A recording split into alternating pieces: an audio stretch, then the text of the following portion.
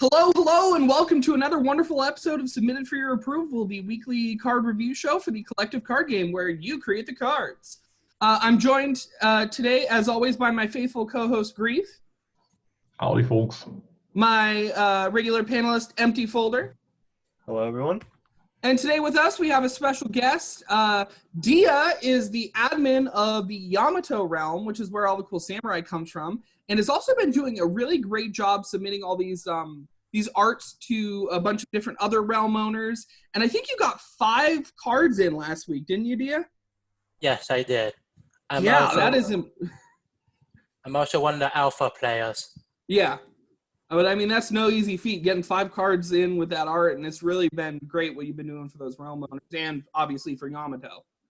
So I just want to hop straight into it.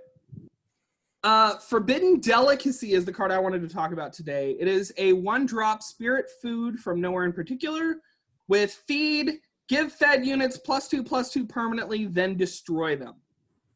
So, my fiance recently got Buluk because she didn't kind of know where to go with it. And we built this really, really fun undead build. And so I was excited to see where this could possibly fit into it with killing off your Undying Brute, bringing it back bigger, working a lot of shenanigans, especially with like an Unburial Site based build. Empty, you did not give it the most glowing review in your show. So for those of you who don't know, he does a post review on the subreddit for the accepted submissions, which is why we don't talk about a lot of accepted submissions here. So what were your issues with this card?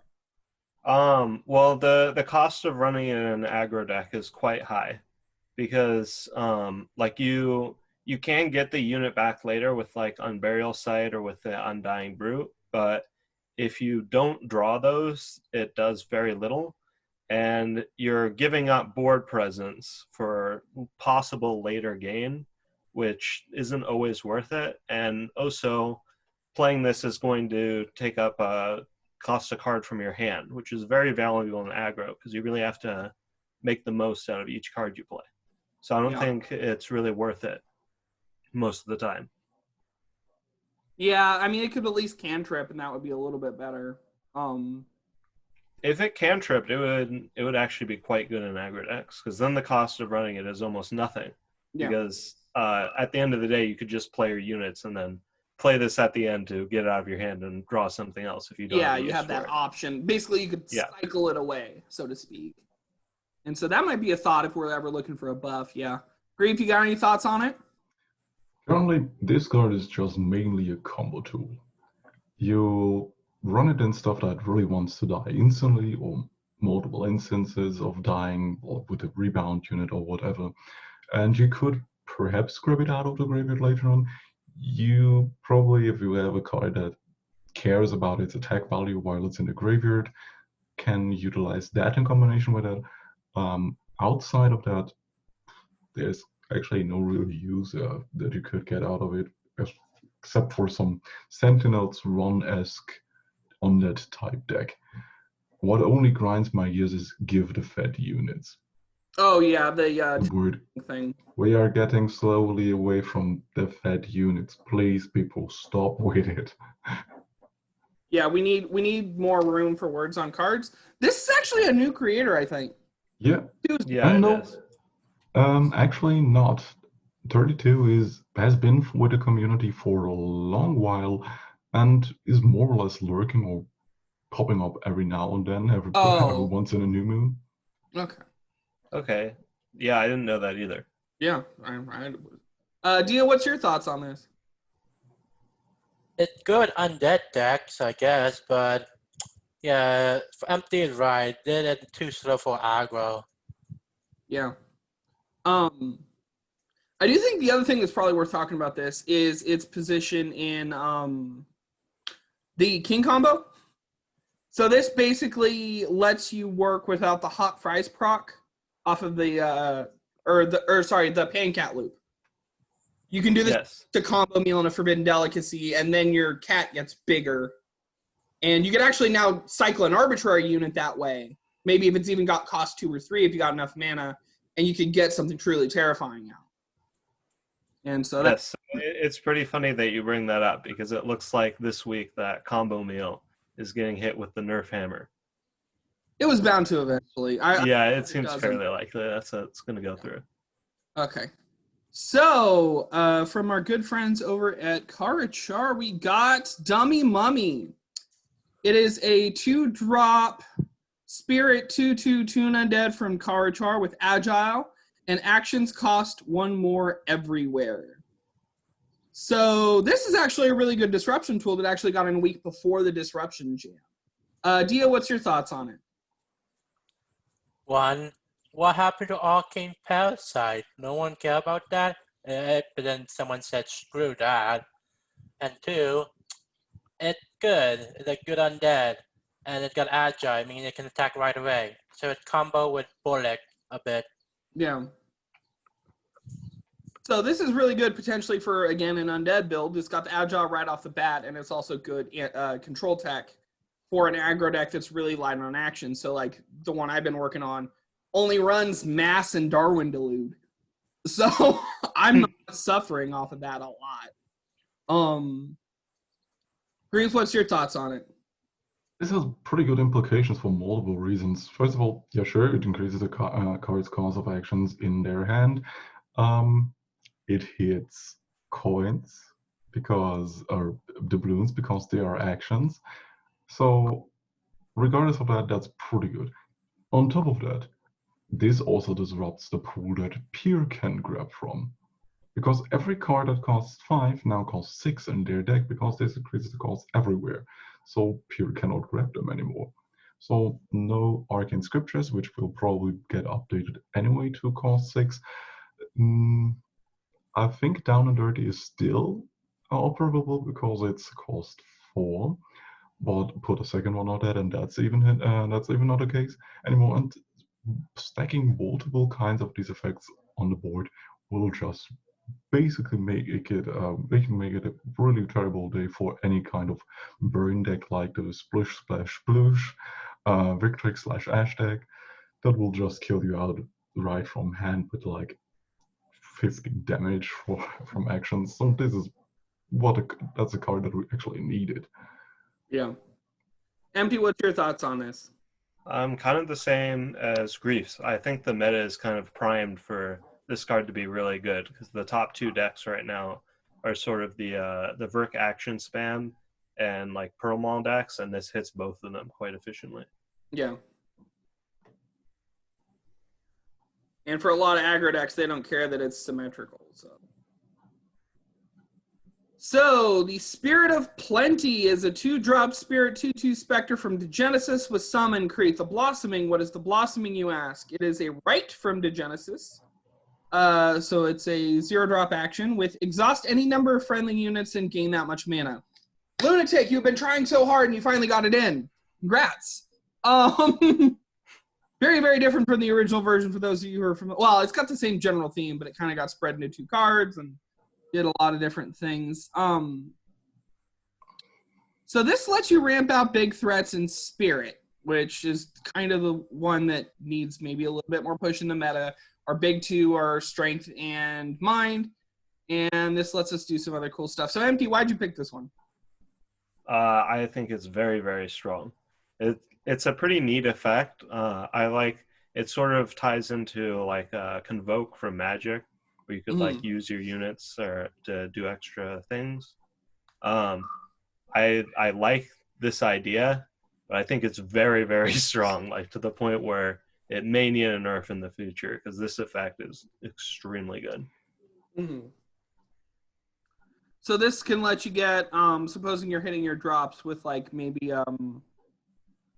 like a undead aggro, a bunch of 2-drop. You can get probably rush Dan out on 4 or 5 at the latest, maybe. Yeah, very easily. So the thing is, like, comparing this to Woodland Ritual, which is like the other mana ramp card in Spirit, that you need 3 units to break even. And this, you don't need any. You don't just need 1 unit, and that'll start getting you mana. Mm-hmm. Grief, what's your thoughts?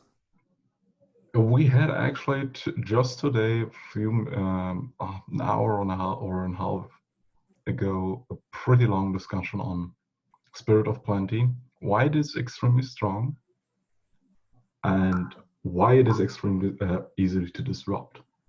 And that it is questionable if Spirit of Plenty was a card on its own, or the Blossoming, if this was, but if this would see play, because Spirit of Plenty operates on specific terms that we don't have, that we should not ignore. First of all, sure, this is a better version of the, what was it, the Rite Woodland of Ritual. Woodland Ritual. But you cannot play this card in the same moment where you actually try to spam multiple units on the turn, because they enter the turn exhausted. This is probably one reason that we have to take into account, that on playing multiple cards, this doesn't do much. The next thing that we have to take into account, it's 2 card split between each other. Sure, you're getting the Blossoming always, since it's tied to a summon effect, but it's a unit which can be interacted before it drops the board. It's an action that can be interacted via cost increase, via discard. Lisica can basically rip that right off one's hand. You can... This card has multiple ways to be extremely, extremely good, depending on your board state, which can be interacted with. It's not like a hand-based card with multiple combos like King combo and stuff like that that you don't have points of interactions. Barring that, this can do quite a degenerate shit like Dan, turn 6, turn 5,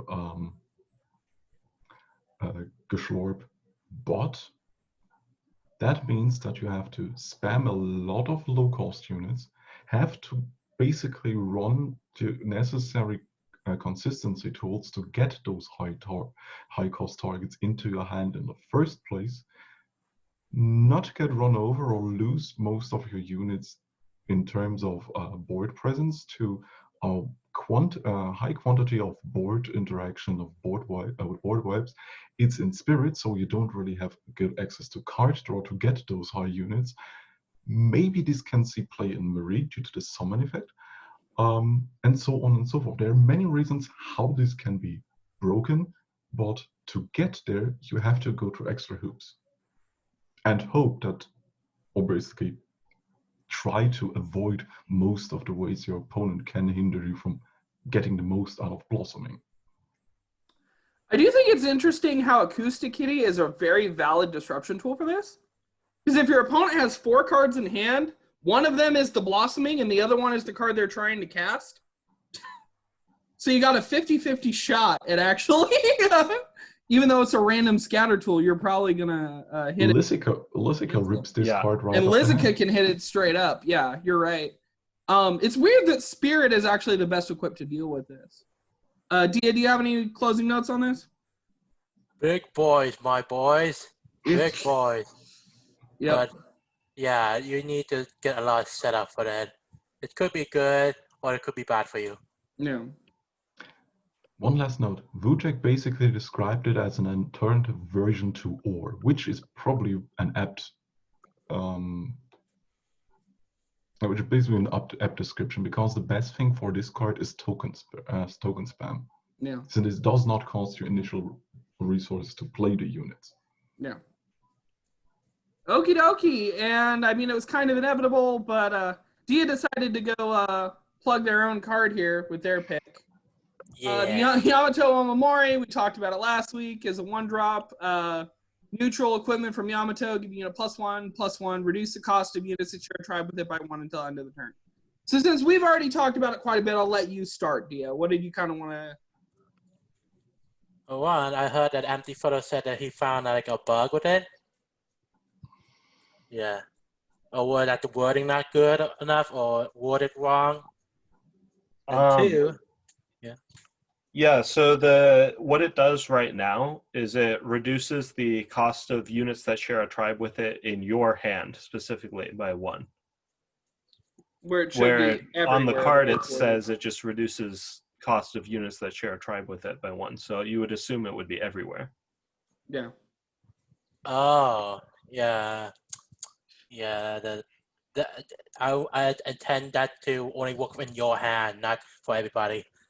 Yeah, but it's probably going to get updated to match the wording rather than the other way around. So Yeah. that'll be interesting, especially in like a mirror match. Mirror Um, match. Well, and also a big thing is that like right now you can't like really combo it off with like a bunch of draw effects. Yeah. Because there are like you could do some neat thing with like Perlock or something where you like play a whole bunch of cats for free and do like some sort of king combo related thing. But right now you can't do that obviously because it only hits the cards in your hand. Yeah, I don't know if anyone someone's probably submitted a bug fix to make it match what it says, or Yeah. Not yet. I actually tried to bug fix it myself and I couldn't do it. okay, I might throw one in myself. Grief, you have any extra notes on it? No, I think I basically said everything about the card already in last week's show. Okay. So Yeah. So we will see. It'll probably get updated to do it the way it says. So now we were going to get into the card jam that the archetype completionists are doing this time, which is Disruption. finally, Disruption is very near and dear to Grief's heart, and I also think we need more tools with it. Nice. Yeah. So let's go talk about Psychic Split. This one I'm actually going to talk about because I'm very mad at it for one of my petty stranger side reasons. Psychic Split is a 1-drop neutral action from nowhere in particular with choose to play Mind or Matter if you have enough available mana. The Mind component is a 0-drop Mind, appropriately, action or mode with players cannot play units this turn. And the Matter mode is Strength and said players cannot play actions this turn. I really, really like the naming convention that we've used for all split cards up until this point. And Empty Folder had to ruin my day by not making this card called Mind and Matter. And it makes me very sad. So Empty Folder, I want an apology. it's not the only split card that does that. I know, and it's bad. Yeah, Dusk Shot already got in a while ago. Dusk Shot was also bad. Lol. You got overruled, my dude. No. I don't know. It's in. It's going to be in. I'm going to submit a cosmetic. We'll see. I mean, it may not get in. With in-game voting, you really never know. Yeah, I so don't know. upvote it. I'm going to upvote it, and then I'm going to submit a cosmetic. So, Empty, tell me about the design, the thought process behind this card. Yeah, so the idea behind this card is I wanted to make a disruption tool that would be able to stop combos, but also wasn't worthless when you're not playing against combo decks. So with Psychic Split, the idea is you could put it into a bunch of different decks and it would serve different functions. Like in aggro deck, for example, you could play it on Matter to prevent your opponent from playing a board wipe, or you could play it on Mind if you know their board wipe is a unit, like let's say they're playing Nephid or something, and you know that's their board wipe that they're going to. And then obviously you can use it to halt king combo, because when they start going off, you can just say no more units this turn and then stop it. Or if they're going for untargetable pride, when they drop the pride, you can say no more actions this turn and they can't make it untargetable. Yeah. One thing I think that's interesting about this, how this interacts with initiative. And the other thing is that the two modes in terms of usefulness are totally way disparate. So normally with these modal cards, you want to see two modes that like match in terms of usefulness. But the way Collective works, it's so unit heavy. So really there's like, you know, Mind, which is like this big like tower like that. And then there's like Matter, which is this little dinky like tech card basically. But I think that honestly, I don't know if maybe one of these is going to end up with a cost bump after it gets in. I think it's going to get in. But I don't know if one of these modes is maybe going to end up with a cost bump, probably of 1. But we'll see. Because it is symmetric. Yes. Grief, you're looking at me weird. Explain why you're looking at me weird. Have you ever looked at most of our split cards? Most of them have a pretty large disparity. Down and dirty, the readying part is usually used only for combos. Dead and gone. discarding a unit is rarely pretty good. Is really good with Dead and Gone, since it's pretty overcosted with 3 cost or even 4 in certain situations. So yeah, basing it off of other cards in that regard is probably not the best idea, since all our split cards have basically one main mode and a secondary tag option, and I'm pretty fine with that, especially since most of our disruption lacks versatility. And we discussed that already, or mentioned that in the Archetype Completionist channel. To make disruption more general useful, they need either to be better tempo cards, get basically mirror the same advantage or get you better card advantage, or be harsh enough to balance out their cost or initial drawback. Yeah. Or give you a modal version of versatility, and that's one of the perfect examples. Yeah. This is my idea. One of the best designs that came out of the IC card jam for disruption cards. Yeah. I don't know. I was just thinking, especially since they cost the same, that maybe one mode should be. That would be the case for every other mode, because as I said, most of them are pretty screwed into one direction, and to this day we haven't really balanced one or the other just because it's stronger. Diah, what's your thoughts? I think a really good tech card, like use it and you play matter to stop your opponent from playing action, or you play mind to stop your opponent from playing units. Also, let's see. I don't know. It's just really good. I bet it's gonna be running every deck, and you just put in free copy of this. Mm-hmm.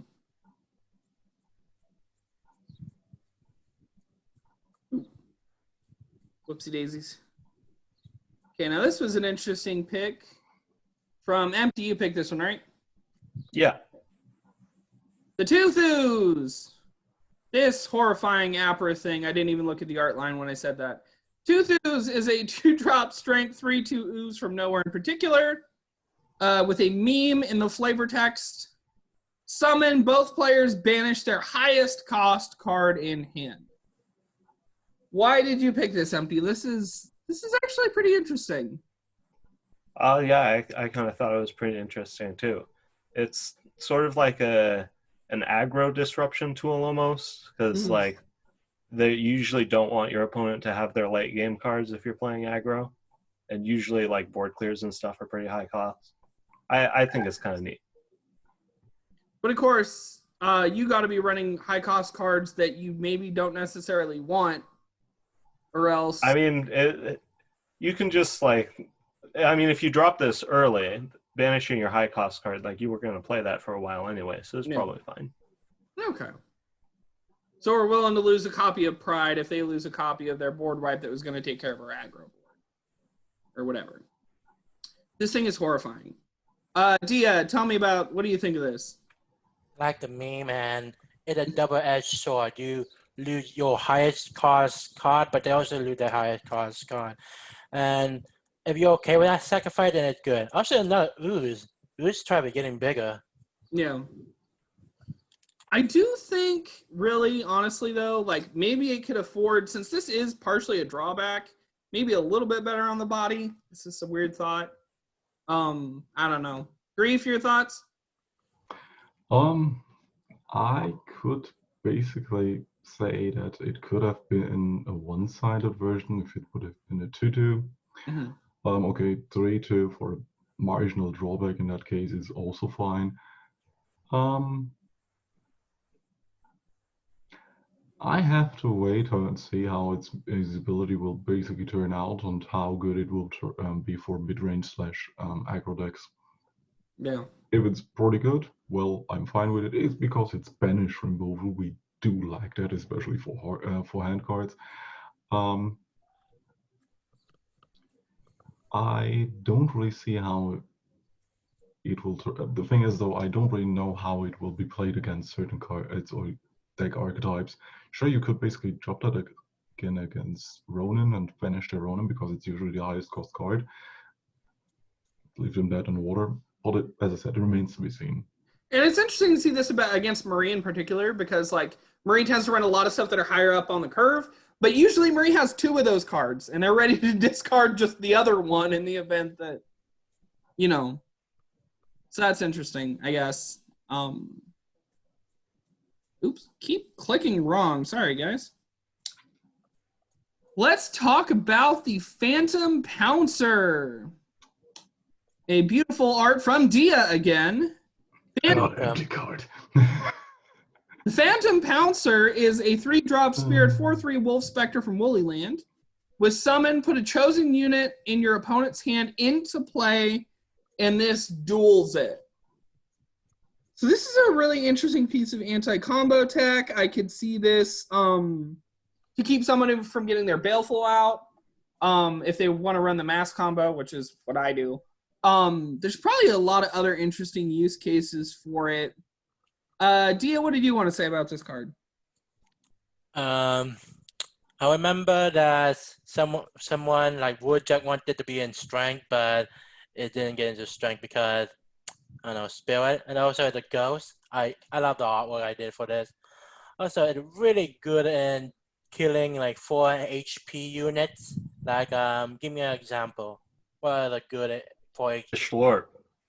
Oh, yeah, Slurp. Yeah, and this will deny. Oh, yeah. Yeah, it'll deny the summon. Oh, wow, that's good. Yeah, I think that's all I have to say. So, Empty Folder, what was your process here? Sort of the same thing with Psychic Split. I wanted something that could stop combos that wasn't useless in other situations. Also, the fact that this counters Dan very well is some nice upside for me.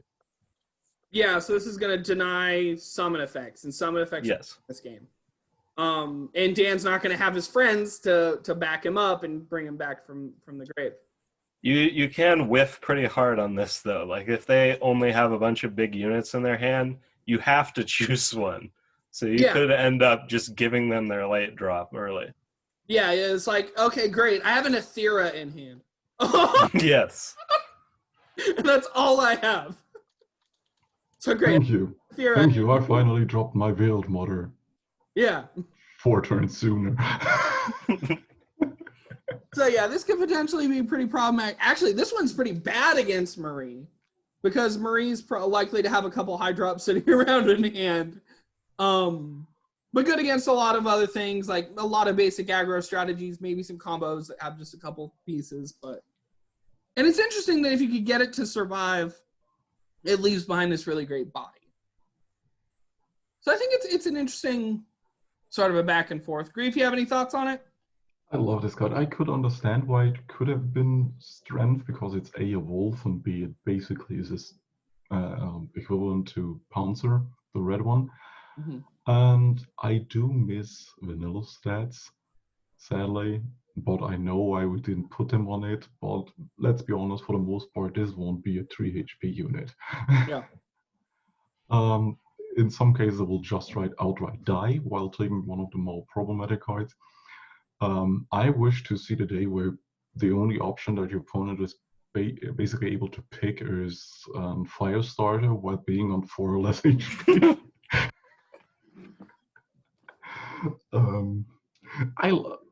It's really good hand disruption. That's also a good take on this card, because it denies denies units in a very specific and peculiar way. And sure, you can whiff, but that's basically the best part about it, because it is so nuanced. Yeah, definitely.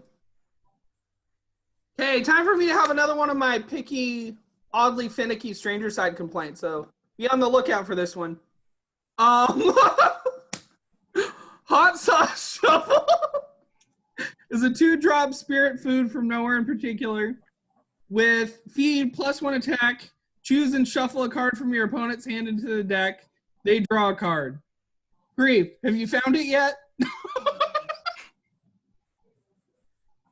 Has it something to do with Carthian and food or stuff like that? No. The shuffle, if they put it in the beginning part of the name, it would have made a pun, because there's a thing called Truffle Hot Sauce. and this could have been Truffle Hot Sauce. So it's an American thing. European in origin. I don't know. I didn't know that such a hot sauce even existed to this day. So anyways, let's talk about Zinker's card here. So this is weird. So this wasn't actually submitted as part of the jam, so I didn't technically break the rules of my own show.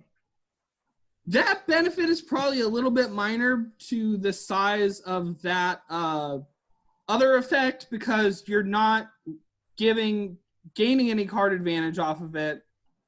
But if you can drop a couple units, you can totally just shift their game plan around. So if you're around this is almost a psychological card. If you're against a player who likes to have their game plan like set in stone, like the turn before, and then you are just constantly like flipping their plays away, this can really upset somebody. And I think that's an interesting part of this, honestly, is that this can like make someone really have to think on the fly. And the art's actually really, really good from Zinker. Grief, what do you think about this card? Drop the +1 attack, drop the cost to 1, and you have a perfect card. I don't like feed cards that don't do anything for the unit. I mean, we don't really need them. I really would enjoy more utilitarian food cards because food decks actually lack that stuff. You can put stats on bodies that all you want, but if you're hitting a board wipe or stuff and running out of card advantage or basically don't have any interruption because you're just chaining vanillas that gain a keyword and +2/+1 or shit like that, you're not winning a game off of that unless your units are extremely capable. So that would be really good. But see, I would have pushed for the other buff. I would have actually said buff this to a +2. Because then it's actually a direct, it does actually make it a Carthy reference in terms of hot fries. That it's now like a mirror to hot fries. Get out. MT, can you please rescue this? Yeah, I don't know if I really have much more to say. It's like, I guess it's pretty decent for food decks, like, because you can build up this big board and then make sure your opponent doesn't have a board clear to actually deal with it. But yeah, do you think that's it really needs to do a little bit more for the unit, or cost a little bit less and not do anything for the unit? the unit thing is like inconsequential. I think it would definitely be stronger if it was 1 mana and didn't have the unit thing, because then it would be easier to play more units with it and actually get like really good value out of it. Okay. Diah, what's your thoughts? Oh, you're gonna play that combo where you're gonna do that multiple loop pan cast thing, huh? And then ping me for 1 damage every time. I have to wait for a very long loop. Guess what? Guess what? I played it. Then all your combo messed up now. Bye-bye. And the other thing is this isn't total security, though, because you could actually shuffle their combo piece back into their hand. Oh no. Yeah, because there's always going to be one card that you don't know what it is. Yeah. You will always have, and that actually makes it a little bit of an anxiety thing for the person playing it. So, I don't know, we'll see. Okay, this is my other pick. Picks were a little dry, kind of, this week. It was an interesting week. I was having decision problems. So this is Spikebird. Fawn Photo is a 2-drop neutral action from nowhere in particular. At a random place to your hand, it costs 2 less. So, this is actually something I am kind of interested in like an academic sense. And I know Puapka on the Discord, the admin for Swiatlo, is really interested in making place decks a thing. And so the question I actually wanted to direct at Grief is why this card does not do that and what place decks actually need. That's a difficult question because I can see why place decks would probably want to run it. But I know what direction you want to head to with that question. But it's you're probably asking the wrong person because I really want place decks to be a thing. And the question should be more or less, why are we thinking of places still as an add-on or filler that is worse than other options in decks? Place decks can be multiple things. They can be a control shelf. Look at Kingdom, and building up from that to basically be a pseudo stack.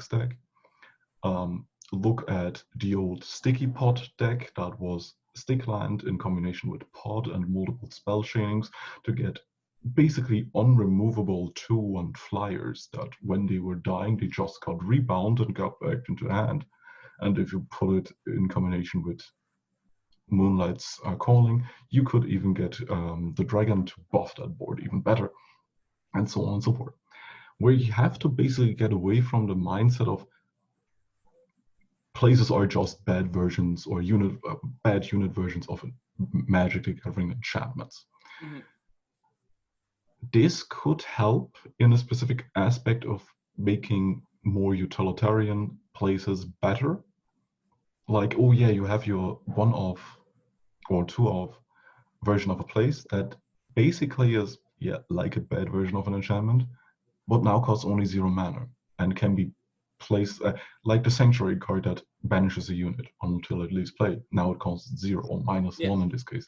You can grab it off of that. That's your 4th to 5th copy of a removal based on a place. For that, it's decent.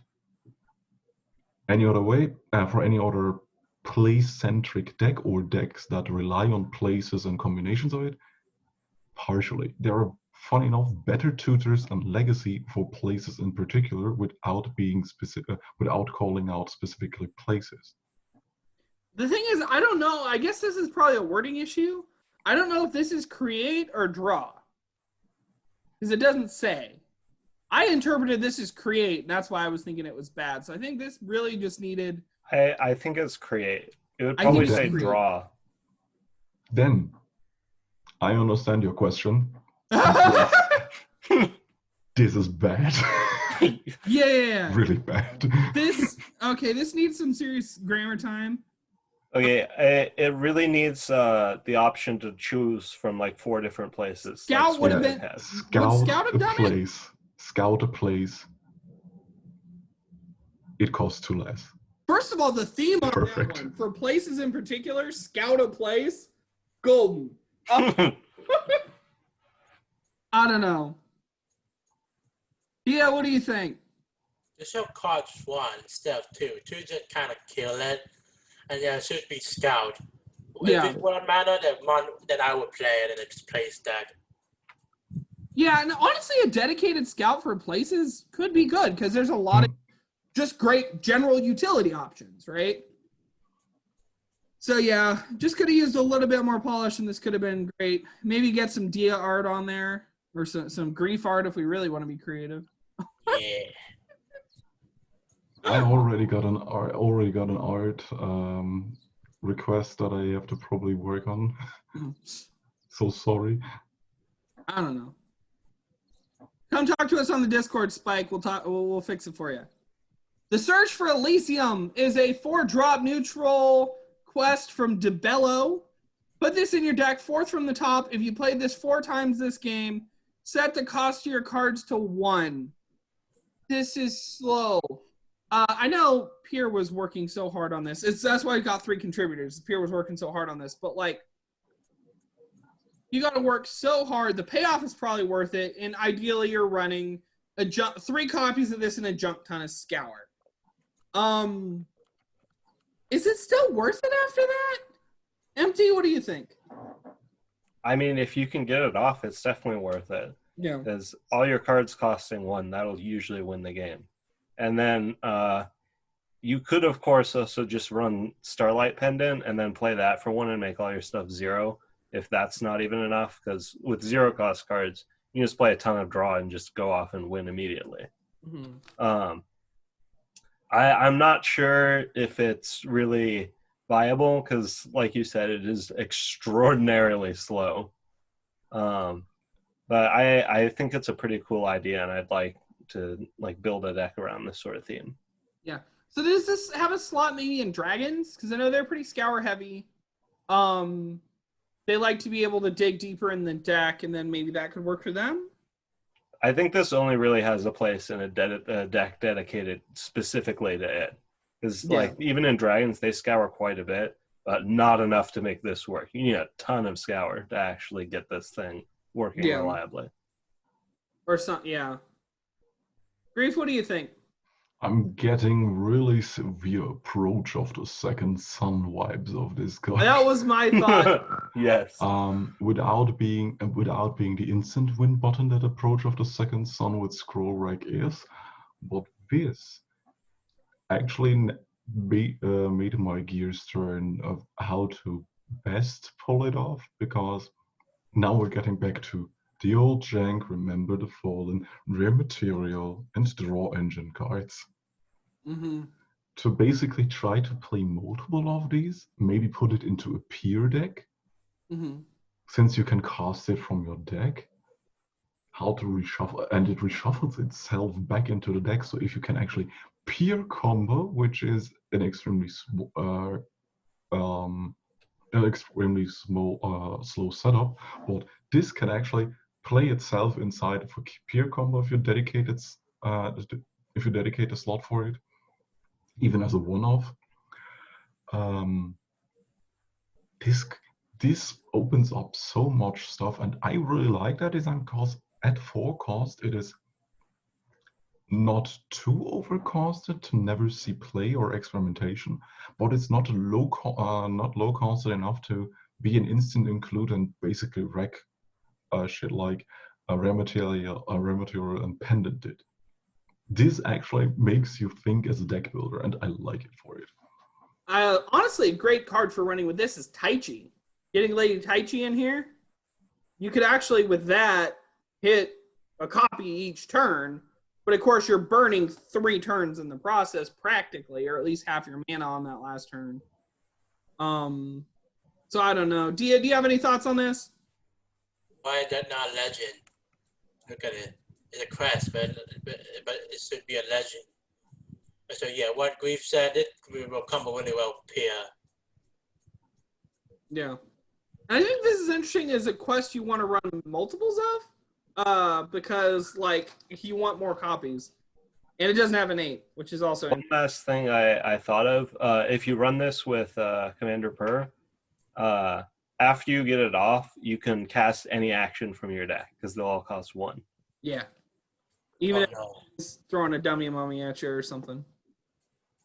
Not just that, your Gravel Forest now also costs 1. Yeah.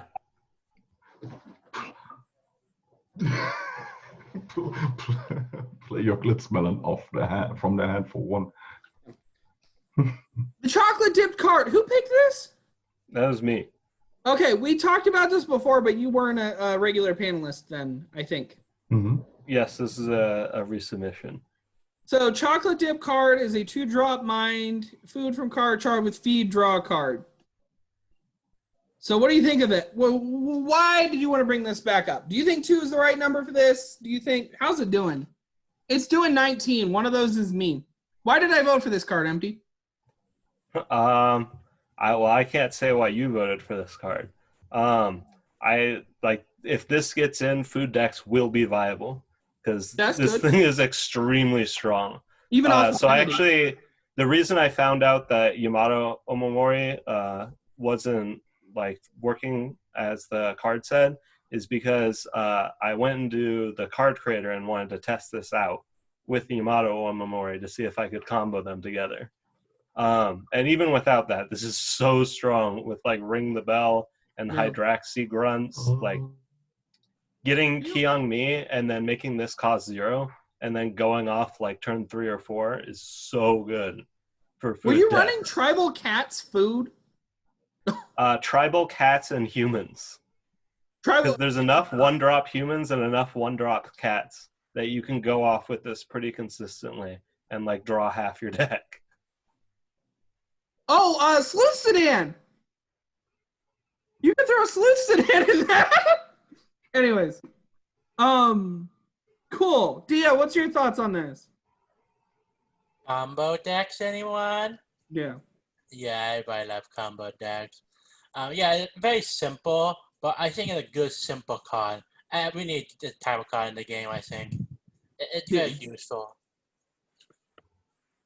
It will be interesting to see if this is interesting ploy from Zinker to get Karchar an extra common as well. Grief, what are your thoughts on it? I wanted that card in the game when it first popped up. The second time it popped up. Still uploaded it now. I just want more utility food cards, and this is one of the best of it. I'm really hoping if this gets in that we get Psychic Split too, so we have something to stop it. Oh yeah. Yeah. So, Crippling Geoslide is 3-drop strength weather from Vanarad. Each player loses 1 max mana. Draw a card. I'm sad. I don't like this effect. Diah, so this, you actually were also looking at picking this one, Diah. What's your thoughts on this card? It's good for dwarf decks. We need more effects because I know that K or Pup Pie K wanted more payoff, wanted more way to lose max mana for dwarf, so that dwarf's payoff will be more consistent and useful for dwarves. Also, it draw you a card, and it doesn't draw a card for your opponent, but it's very useful. Each player lose 1 max mana. That's useful, and it's a weather from Vanarad, so we need more cards from Vanarad from that realm. Yeah, to proc off like Kazric and all that other stuff. I just don't think it does enough. But I don't run dwarves, so somebody who actually knows a little bit more about the archetype, tell me I'm wrong. The thing is, like, even if it's not that great for dwarf decks, they would have to run it because they're so desperate for max mana effects because there's so few. There's like almost none. Okay. Do you think it does enough for dwarf decks? To just set you back as far as it's just to undo the last turn. So aggro doesn't care, right? You say you take me from 3 back to 2. Great, I got a 2-drop. I always got a 2-drop, right? I don't know. Actually, this is going to make them go from 3 back to 3 because they're going to go down and then go back up again. So I just think this is spending a lot of mana to just kind of spin your wheels. It is. I don't think it would make dwarf decks good. It would definitely make them maybe slightly better. Mostly because you can use this to reduce the cost of your what's the one that like gives you max mana? Lungwyrm is one. And it's the one that gives you like 4 temporary mana. You mean Dwarven Cello? Yeah, Dwarven Cello, that's the one. Grief. This is a very good card with one fault. It costs 3 mana. It should cost 2 or 1. You can change it. That's why I want to have this card in the game first. So first of all, people can get a hint of it, and second of all, we can then update it on, and not try to roll the dice and you resubmit it for a lower cost. And oh shit, it didn't get many votes. This is good for 2 reasons. First of all, dwarves, which are looking for many ways to reduce cost, max mana desperately. Second of all, it refuels, so it is a cantrip, so it replaces itself, so you don't actually go too much minus in this case. And since dwarves really do want to get their tools in their hand due to Kazric and stuff like that, this just fits right in. Especially cello, which triggers everywhere, which most people don't really recognize because not many people actually run cello. That regardless where it is, it gets a cost reduction, not just on hand. The last part that people seemingly ignore, please upvote the card. By the way, please stranger, upvote that card. That people don't really recognize is that this is a prism card. Yeah. the stacks card. I don't know. At 3 mana, it seems very difficult to It's make at 3 mana. efficient It's stack difficult. At 1 to or pull 2, it I could correctly. actually. Yeah. I don't even like dwarves. I could probably see it at 1 or 2. At 3. That's why please upvote it, options. so we can actually update it easier. It's easier to update a card that's already in the game than actually to repost it. It's Think so of- hard to buff a card. We don't get a lot of buffs. I'll let Jake. Stranger, please do me the favor just once. Okay. Uh, Okay. Thunder Rush. Oh boy, this is fun. Thunder Rush is a 0-drop neutral action from nowhere in particular. Banish any number of cards from your hand, then you could play a card that costs that much from your hand for free. I misread this card before, so let me clarify how this works. You banish 1 card, you can play a free 1-drop. You banish 2 cards, you can play a free 2-drop. That is painfully bad because a card is an option. A card is worth way more than 1 mana. And I don't know. I don't agree with this. I don't agree with this at all. I do like the flavor text and the art. Charian does beautiful art, but I'm just not with the effects at the moment. So, Diah, I'll let you talk first. It's really bad. I don't know if I want to. I don't know if I want to upvote it or downvote it. I'm neutral about it, but yeah, really, really bad. I don't want to lose my option. I don't for mana. It's not good enough. Maybe it should give you like 2+ mana or something like that. But yeah. Honestly, I would even see it as not that pushed at 3, except it also costs 0, so you could cheat ridiculous stuff out at that point. 2 is probably closer to right, but it's just a ridiculous mana cheat. Grief, tell me why I'm wrong. You aren't wrong, but I just found it funny that actually you are the person that's a Lord of Jank who is absolutely hating this card because this is perfect. This is our version of one with nothing. That's even more the case than for stuff like Mind Drain. It's not that I want to criticize the design of the card. Not at all. I love what you did with this card, but this is exactly a card that whenever this will rotate in, and each month when a new batch of at least 40 cards rotate in, people will jump to conclusions. Okay, how can we break this with Thunder Rush?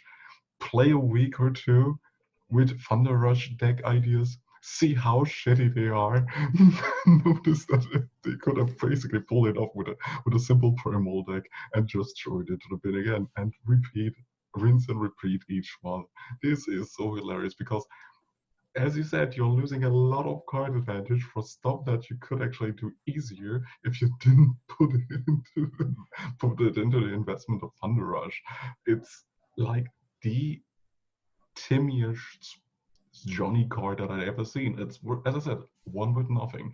Every time people see a new set, people think, okay, how can we break one with nothing with it? Because it's the best thing that can basically rip your entire hand apart. You're right. I do like Jank. I like weird creative cards. And by the way, Charian, applause for that. I like your weird creative idea here.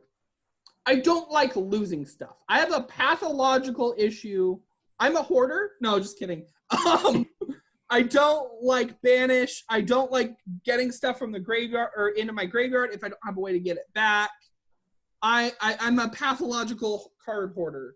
And so that's why I think a lot of people have a good reason to feel uncomfortable about this. And it's only good if it's broken, right? Like, this card is not good if you get a 3-drop out of it. This card is good if you get an 8-drop out of it. Yeah, so you have to run all the card draw and the token creation like the bell and basically play a reverse or for one single card of your hand. Turn 1, ring the bell. Turn 2, ring the bell. By turn 4, hit a negotiate. Turn 5, geschlorp. I don't know. Okay, so you can actually do it quicker because Hydraxi Grunts got in the game. Yes. That gives you 3 tokens. Okay, so first 2 turns. Oh yeah, Hydraxy grunts. Then another Hydraxy grunts will ring the bell, and then you get Dan out. At that point. Yeah. That's Okay. turn 2 Dan.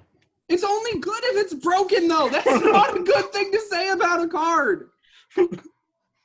Empty. Maybe I like it. You can maybe couple it. You can maybe couple it with a Pearlmore and also banish your balloons. Yeah. Yeah. Empty. Anything else? I don't know. It gets my head spinning with like janky combo deck ideas. I quite like it. Flips, I guess, as well. Yes, all the token creation. As I said, reverse ore. Okie dokie then. All the equipment creators. Kirk Squire. So let's go to another old Voltrax design. We've dropped, but that's what it used to be. Another fun Cherry card. Really great work on the art here. Thunderwave is a 6-drop spirit action from nowhere in particular. Each player may discard any number of cards, then choose that many units they control and destroy all units not chosen. So this is, I don't know which spirit hero I am if I'm playing this. I guess I had a lot of discard payoffs, ideally. So I want to discard stuff. I'm probably Marie. This is just interesting. Empty, you get me started on this one. I think it's a really cool effect. I really like these like unique ideas for board clears. And this is sort of like a discard payoff board clear, which I really like. I think it's a bit weak since your opponent can just like discard 1 or 2 cards and keep their best stuff. Unless they're like really spread out, which I guess is pretty good then. I don't know. It's just a cool card. Yeah, if an aggro deck's running out of gas, it's just screwed. Yeah. It's great. I have 2 cards left in hand. Oops. Diah, what's your thoughts? It's a good board control card. Like, you can discard about 3 and protect your 3 unit, and then all the units that are not chosen, like your enemy unit, are all destroyed. Yeah. I don't know. It's interesting. Just see that action pose on that the flying guy right there. Cherry and Style is just so fun. Yeah. Grief, what's your thoughts? I really like this card. Maybe cost 4. Maybe cost 5. 6 is kind of steep. Yeah. Especially for what it does. Mm-hmm. But there are so many aspects on how to make this card better. Especially since Spirit is a discard-heavy archetype, discard-heavy affinity for opponents. Couple this with your typical discard shell with stuff like Eidolon of Terror, Lysiska, Acoustic Kitty, maybe Dead and Gone. You can basically even couple that with Dead and Gone to, if they discard an action, if unit, you can Dead and Gone it and get rid of most of your copies. You can go many ways with it on how to control your own board size, your hand size, and your opponent's hand size, and how that retroactively forces their hand to either give up their hand or their field. Because at some point, okay, if they have crucial cards in hand they don't want to discard, this will ask the question, how much worth is my board, and vice versa. My huge problem with this card, and I think this is interesting, and it's not stated anywhere on the card, which it would need more words, but no more words is bad, obviously. It's already a rare. Order the effects happen in. And that matters. If I see how much you discard, I want to adjust accordingly. It's an information game. And so I would really have to look in the blocks to figure out how I could best use this. Because there's a lot of information disparity at play here. And that's a wacky thing about this card, but I don't know. I believe it's you first, then the opponent, but I It might be don't initiative order depending on how it's structured. That would actually be interesting with a block where it's tied to the player with initiative and then player without initiative. That's something we should probably explore more in card designs, but that's a topic for another day. Well, I don't know what order the all players iterator iterates through, but I don't know. We'll see. How's it doing? It's not doing so hot. Okie dokie then. Floating Lungwyrm. Beautiful art from Fadus. Fadus is doing like a monthly, like I'm going to draw a dragon every day thing, and it's beautiful. The Floating Lungwyrm is a 4-drop strength 3/4 dragon from nowhere in particular with flying, summon and entomb, scour 3. Great if you're running the Elysium thing. Diah, you go first. I chose it because dragon need more support, and this is the support they need. I think they're really good. It helps you scour your deck for more dragons, and when it dies, it can scour again for even more dragons. Also, it's flying, meaning that most units cannot get blocked except if your unit are duelists. Empty, what's your thoughts on this? Is this at the spots dragons needed? I don't really know. I don't follow the deck. I'm not too familiar with the deck. I don't think they have any real dragon 4-drop, at least in strength right now. So it does fit there. Yeah, I think it's just like a perfectly fine, like sort of simple common for a dragon deck. Yeah, and that's good. The art is a good combination of beautiful and horrifying. It's just very interesting looking. Grief, what's your thoughts? Maybe could have been a 4/4, but that's a minor gripe. Still, it's an entomb and a summon scour tree, so that's a good thing. I like it. Okay. It's just a general good stuff and a beautiful art, so it's probably doing. It's actually not doing too hot. I think I'll bump that. I like flyers. I don't like scour for reasons I've already talked about, but other people like it. So now, Diah, with another self plug. This time for an upcoming submission. The Kuruwain Gutal is a 1-drop spirit equipment from Yamato. Give a unit +1 attack and agile. So this is a thing that gives agile. So we're going to have quite a talk about this, but I want Diah to talk first. Well, I want to try to give Spirit more cheap equipment and did it add. I think it would be good in like could do Spirit unit have overrun? I don't think so. I don't know. I haven't seen any. But yeah. Oh. And I want to give Spirits a more added tools and more equipment card that can use. Mm-hmm. And did it. Yeah, I always personally push for more equipment. I'm a big fan of equipment, and I want to see it in all affinities. And I know some people disagree with me with that, whatever. So I do think this is a great addition there.